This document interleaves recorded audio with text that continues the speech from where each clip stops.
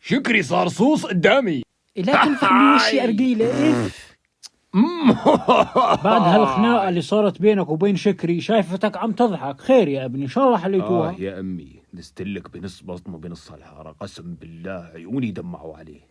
هو واحد ما بيفهم ولا شو بده بهالعلقة مع واحد 30. والله صحيح، هو حمار بيحط راسه براس زعيم. هاد زعيم كبير الحارة أبو الدهب. والله لو بعرف شي يوم عم يدس لنا على طرف لأمصع رقبته هو أمه عليلة الذوق والترباية. لك على حب النبي هدي يا أمي، ما أنا مستاهل هذا صوص.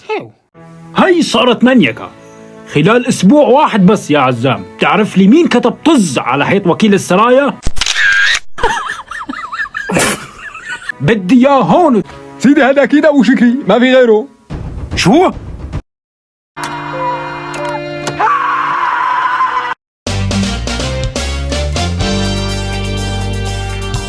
أبو شكري؟ اي سيدي ابو شكري ما في غيره، هو اللي له مصلحه انه يعمل بيني وبينك مشكله. من بكره الصبح بتجيب لي ام شكري وشكري وابو شكري لهون لعندي، بدي اخرع عليهم. بدي اخرع عليهم. واكثروا على الحمام لحتى برجع. حالك لك حيوان.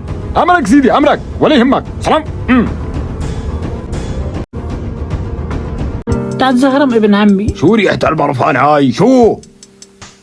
ابن عمي وكول. ليش عم تحطي برفان؟ ضرسي عم يوجعني. اخ